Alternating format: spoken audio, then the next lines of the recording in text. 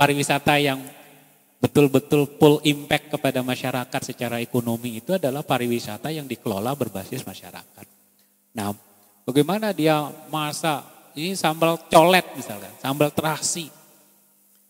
Kayak bahasanya apa yang disampaikan Mas Berry. Bukan produknya, tetapi bagaimana filosofi dari sambal coletnya itu sendiri. Ya kan?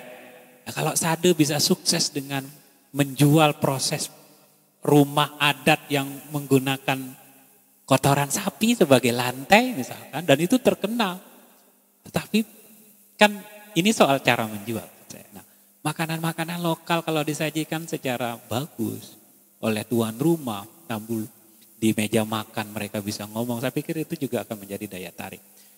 Kalau kemudian kita tergantung pada dana pemerintah, nggak akan habis sementara kita tidak lagi banyak ini. Tahun depan kita harus berhadapan. Tahun ini misalkan pemerintah menetapkan 99 desa yang ditetapkan oleh kabupaten. Tetapi roadmap untuk fase pengembangannya seperti apa? Itu saya jujur saja belum melihat itu. Nah, ini jadi salah satu PR kita. Tetapi nanti kita bisa berdiskusi sambil jalan soal itu. Saya ingin ke segmen soal apa? Aranka Tempasan. Tempat yang menurut banyak orang itu unik. Tetapi ketika saya datang pertama kali, saya jujur saja. Ini kok tempatnya bagus di video, di apa. Tapi menuju ke sininya itu kok pelosok sekali gitu. Tapi luar biasa terkenal. Semua orang kenal Tempasan. Tetapi jalan menuju ke Tempasan itu kadang-kadang harus nanya-nanya. Nah, saya mau nanyanya begini. Saya mulai tanya tentang Tempasan ini sejak tahun berapa. Dan konsep awalnya sehingga bentuk bangunannya seperti ini itu bagaimana sebenarnya? Terinspirasi oleh apa? Kalau kita bilang ini bangunan Lombok, bangunan apa gitu loh. Nah, mungkin Mas Berry bisa ceritakan ke kita soal Tempasan Aranka. Mau panjang mau lebar nih? Boleh lebar, boleh panjang. Ini ngobrol bebas. Tetapi yang penting kalau saya selalu mengatakan bahwa dulu itu bahasa lisan itu temporer. Bahasa tulisan itu permanen katanya. Tetapi dengan era digital hari ini, kita ngobrol di sini ini, apa yang tidak bisa ditulis, apa yang tidak bisa diakses oleh teman-teman kalau tidak nulis, itu bisa di apa? Lisan dan tulisan itu tidak ada bedanya hari ini, permanen. Nah, dengan cerita ini nanti bisa menjadi pelajaran bagi teman-teman yang lain ketika ingin tahu tentang sejarah Aranka dan Tempasan yang belum mungkin bisa ditulis, ya, tetapi bisa diceritakan di ruang kita ini. Direkam. Tahun kapan? Wah, itu kalau tahunnya itu masih muda dia. 2017 awal itu kita mulai untuk landscape-nya. Tapi ketertarikan itu mulai dari akhir 2016 gitu. Sebelum itu artinya gini, terkait dengan sebelum kita ngobrol panjang lebar tentang Aranka Tempasan itu, saya hanya ingin mengatakan jawaban dari pembicaraan kita sebelum Aranka Tempasan itu adalah Aranka Tempasan. Ya, saya luruskan. Artinya gini, diperdetail lagi bahwa pernah saya membuat statement bahwa saya ingin di Lombok Timur ini, karena tadi Lombok Timur itu di urutan kelima, seperti yang sudah sampaikan, bahwa Aranka Tempasan ini akan menjadi barometer pariwisata Lombok Timur. Kenapa?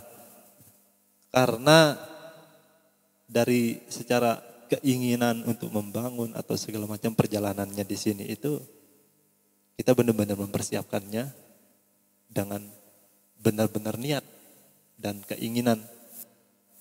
Kalau kita berbicara lagi petik beberapa kata tadi itu, kalau kita sampai masyarakat kita di Lombok Timur hanya menunggu kapan dananya cair, ada dana enggak, baru mengembangkan dan mempersiapkan potensi yang ada di wilayah kita itu, nggak akan sampai dan nggak akan pernah siap kita untuk menyambut yang sebentar lagi akan menjadi kesempatan emas untuk masyarakat NTB gitu.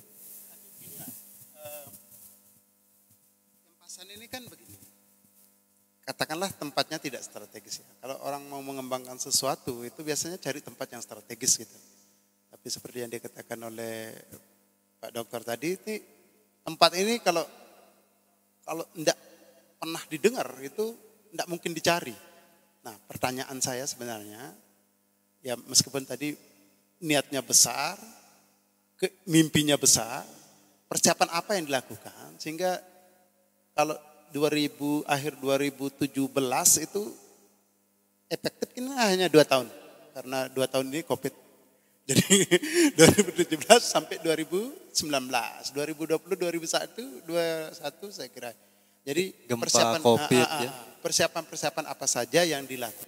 Sehingga hanya dalam jangka waktu 2 tahun itu Tempasan ini berubah menjadi seperti ini dan terkenal. Gitu. Dalam lokal kita memang ini sudah terkenal. Kalau saya itu satu jawaban, mungkin itu cukup mewakili. Jadi jawabannya sangat sederhana. Artinya gini, konsep.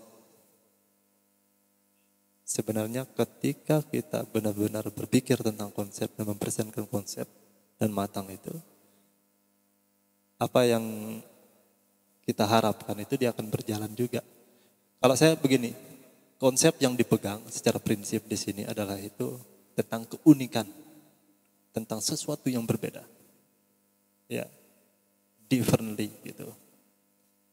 Karena secara pengamatan perkembangan pariwisata atau destinasi wisata yang ada di Lombok Timur ini, kalau bagi saya pribadi yang memandang itu kok selalu begitu-begitu saja. Yang di desa ini ada ininya, desa ini ada ininya. Nah, secara perbedaan apa? Keunikannya apa? Nah, sehingga ini juga mampu nanti kekhawatiran kita yang tadinya kita mengharapkan tamu itu berkunjung dan lama tinggal di Lombok misalnya 7 hari atau juga di sana sama misalnya gitu. Saya itu lebih ke konsepnya, keunikan. Yang di sini ini paling pertama adalah yang tadi, why-nya, alasannya. Tidak pernah berpikir untuk membuat apa? Membuat bahwa ini akan menjadi tempat penginapan, ini akan menjadi restoran atau apa. Tidak pernah. Cuman pada saat itu adalah tahap yang saya lakukan bahwa ini akan menjadi sebuah potensi besar kalau saya memulainya gitu. Potensi besar itu hanyalah dari diri sendiri dulu, kenyamanan. Karena kalau pribadi sudah merasakan begitu nyamannya, apalagi ini bisa di-share, dibagikan kepada orang banyak. Nah, artinya bahwa nanti suatu saat tempat ini bisa menginspirasikan banyak tempat, itu harapannya.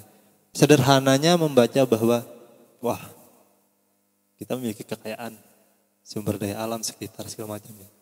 Kenapa harus berpaku ke misalnya master plan-nya harus begini, hotelnya harus begini, dan penginapannya harus begini. Gitu. Kenapa nggak memberanikan diri menjadi sesuatu yang berbeda? Nah,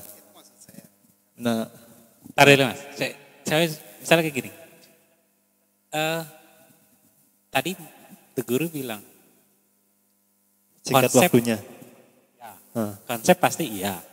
Tetapi soal geografis, soal tempat. Kalau dalam bisnis, tempat itu goodwill. Dicatat goodwill. Ya. Aset nilai tambah bagi sebuah usaha. Nah, Tempasan ini kan berada di bibir, jaraknya juga jauh dari perkampungan. Kemudian apa ya? Kebun. Ya, jauh, aksesnya juga enggak kuliner. Nah, ini maksud saya. Ini kan menarik maksud saya untuk tadi itu memulai sesuatu. Ada ungkapan bilang jangan tunggu untuk melihat ujung dari akhir sebuah perjalanan untuk memulai perjalanan itu. Karena kita nggak akan pernah bisa sampai ke ujung kalau kita tidak memulai dari satu langkah pertama.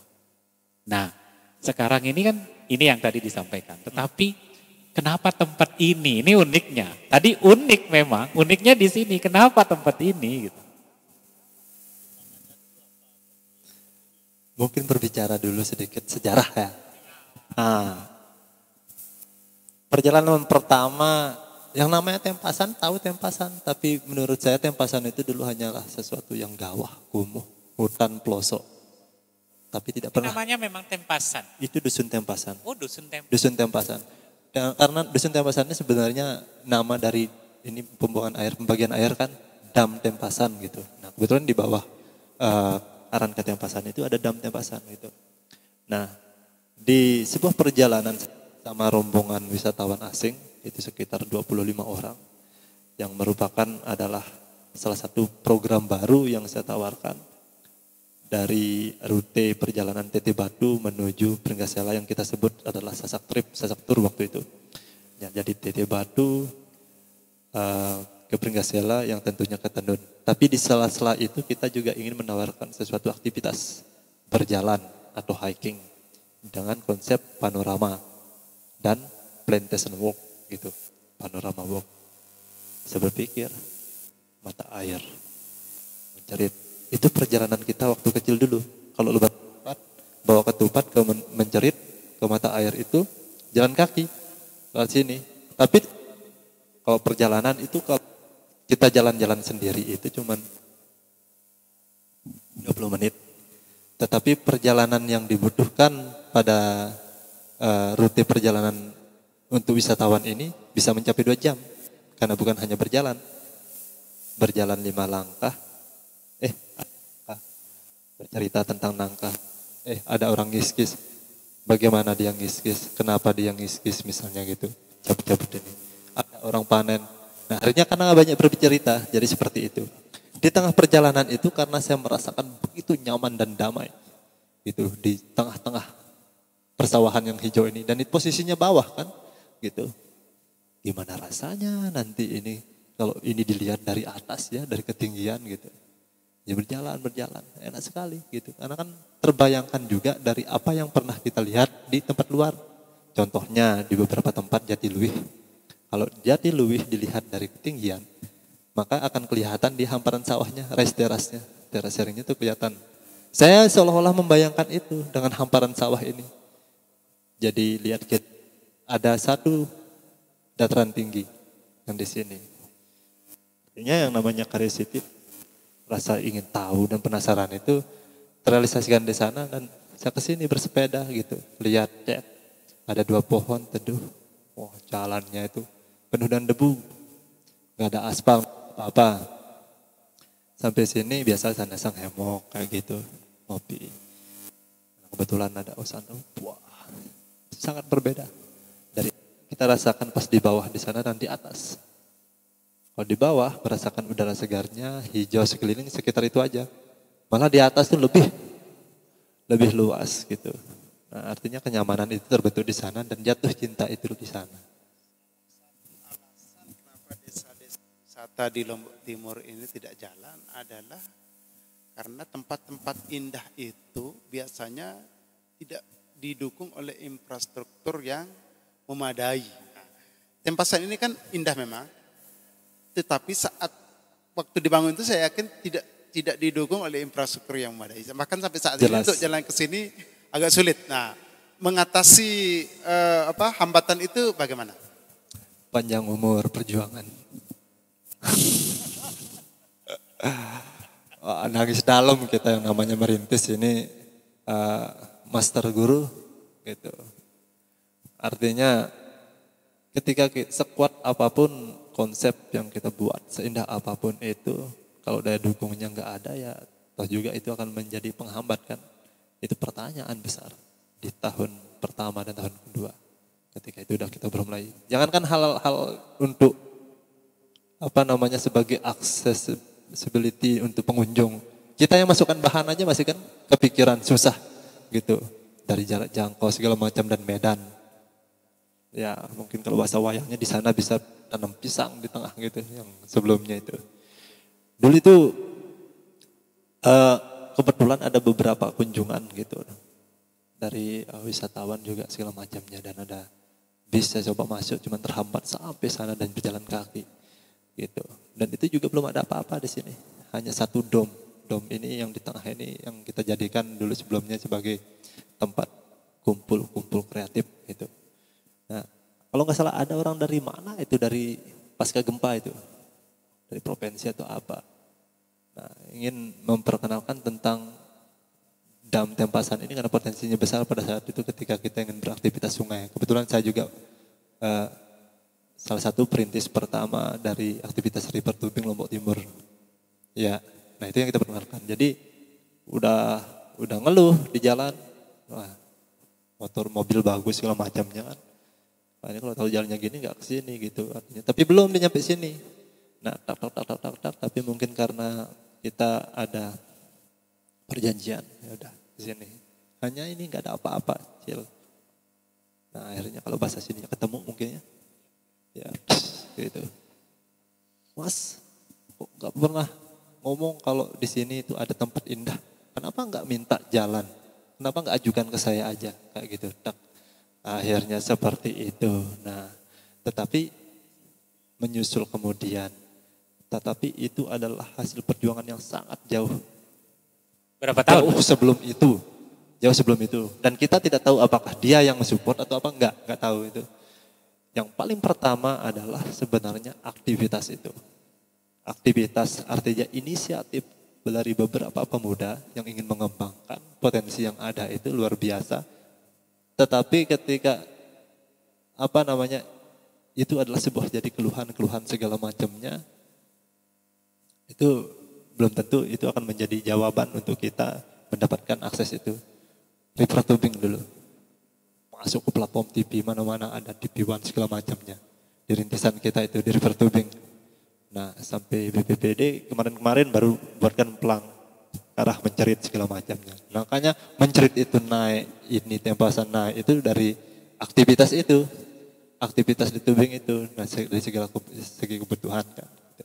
Akhirnya ketika usaha berjalan, dan itu adalah sebuah mungkin potensi yang dilirik dari baik itu desa segala macamnya, tapi itu udah berjalan, udah lama berjalan, udah booming segala macamnya di media segala macamnya, baru ada turun tangan andil tersentuh. Biasa kayak film India ya. Nah itu udah keren. Dan saya di sana saya terketuk hati, saya berpikir, alhamdulillah mungkin ini jalan kita membantu pemerintah. Karena ternyata pemerintah kita butuh bantuan. Oke. Iya, Iyalah. seperti itu. Iya. Pemerintah itu kan selalu aktivitas pembangunan itu kan didapat dari pajak, didapat dari mana-mana. Betul. Pajak itu dari masyarakat. Saya pikir pemerintah sendiri nggak bisa sendiri. Kolaborasi itu penting, partisipasi masyarakat itu penting. Nah, saya ingin ke sini nih. Bangunan tengah, awalnya bangunan tengah ini. Kita sebutnya dom. Dom yang di tengah. Tahun berapa itu? Hanya satu bangunan. 2008 cuman dom ini. Oh, 2000. Dan itu keadaan tanahnya masih kalau nggak salah 11 arah. Kebayang nggak tanah ini mulai dari hanya 2 arah. Ya. Di bulan keduanya nyambung menjadi 5 arah. Di bulan ketiga keempatnya nyambung 7 arah. Hitungan bulan ya? Hitungan bulan. Hebat. Dan itu secara secara cicil ya. Kita cicil mungkin sampai nggak pernah lihat uang di kantong, yang penting dapat itu gitu. Tapi rezekian loh kalau misalkan ini sekarang udah jadi berapa are total keseluruhannya? Secara keseluruhan yang kita kembangkan sekarang 1,8 hektar kalau nggak salah. Yang miliknya Mas Berry? 60,4. 60,4. Sisanya itu 2 are. Oke. Anunya secara keaktifan berjalannya itu 2 tahun. 2 tahun launchingnya. 2008 beli tanah ini 2000 berapa? 2016 akhir beli tanahnya. 2016 akhir beli tanah. Terus bangun domnya 2018 pas gempa. Pas gempa. Waktu itu ingat lagi ada tukang lagi mau pasang usuk, baru break lagi kan. Nah, akhirnya mentok itu dirampungkan di akhir tahun di pasca ini kita. Jadi 2019. Nah, itu maksud saya. Salah satu hal yang membuat perencanaan pariwisata di desa-desa lain itu gagal adalah karena konsepnya harus ada bangunan-bangunan yang yang membutuhkan biaya yang sangat besar. Nah, karena biaya yang sangat besar sehingga akhirnya tidak jadi dilakukan. Nah, mungkin jadi Mas Beri ini perlu bercerita dom itu bentuknya seperti apa, berapa biayanya pada saat itu. Jadi ada gambaran. Simpelnya menyatukan keinginan kita dengan keberadaan lingkungan. Jadi memahami potensi dulu gitu. Satu yang kita pelajari pada saat itu adalah kondisi tempasan ini kering kerontang, hanya singkong. Itu pun kalau dia bisa hidup. Saking kering kerontangnya nggak ada air segala macamnya. Dan tentunya panas. Ketika kita ingin membangun sesuatu di sana, apa yang kita butuhkan agar kita nyaman tinggal di sana gitu. Kalau misalnya seandainya kita bangun langsung sebuah gedung atau apa, kepikir nggak dengan kondisi cuaca segala macamnya seperti itu. Nah, ada namanya observasi dulu, orientasi. Jadi kita itu selama 1 minggu yang namanya jatuh cinta, kan ada namanya pendekatan dulu, kita jatuh cinta tempat ini, ya udah setiap hari di sana. Memahami. Iya. Mungkin orang kalau Kementerian baru kan setiap saat ke sana diam terus gitu. Itu yang kita lakukan. Jadi yang pertama, pagi hari kalau di sini sebelum bangun rumah, pagi hari di sini cuacanya gimana? Arah anginnya gimana? Kalau siangnya gimana? Malam gimana? Itu yang pertama. Sampai nginep sebelum ada bangunan. 1 bulan kita pakai tenda nginep, percobaan nih.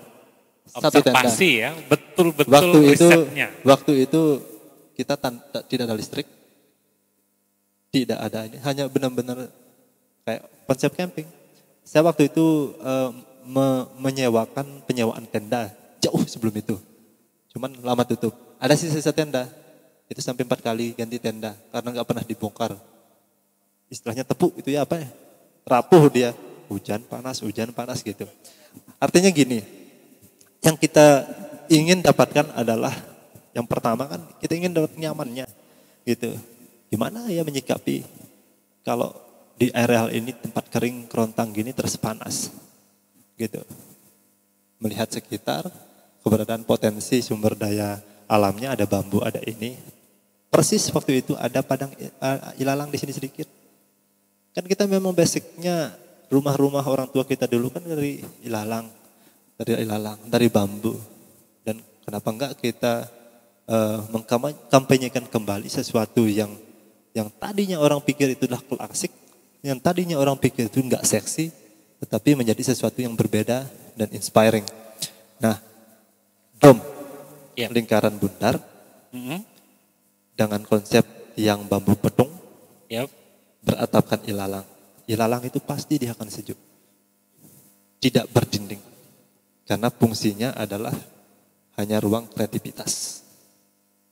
Tempat berteduh.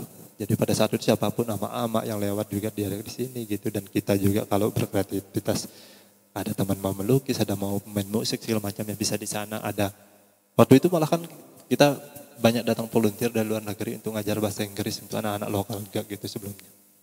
Nah, kalau diperhatikan secara detail di sana, kebetulan ada teman yang bantu juga untuk memantapkan ini, untuk rasa nyaman ini. Jadi kalau panas itu berteduh di ilalang itu pasti dia sejuk sekali. Nah, gak cukup sejuknya, dia akan tetap merasakan panas. Apa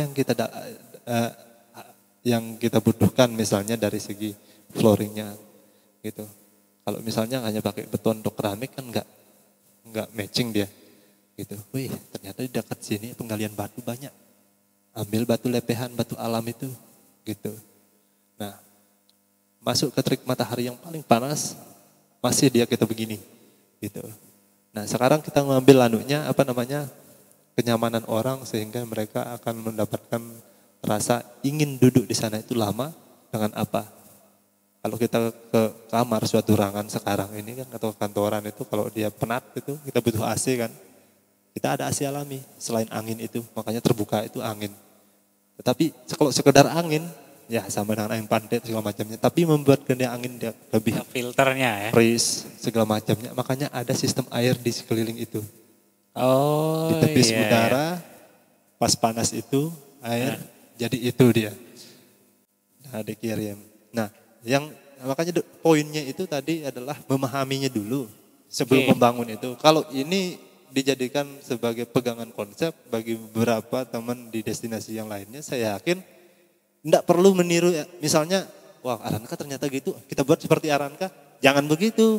Artinya kondisi wilayah kita ternyata di sini, kita ternyata bonusnya begini. Nah itu yang kita maksud tadi. Itu dia. Oke. Mas, ini kan bentuknya kalau biasanya orang Lombok itu selalu identik dengan lumbung.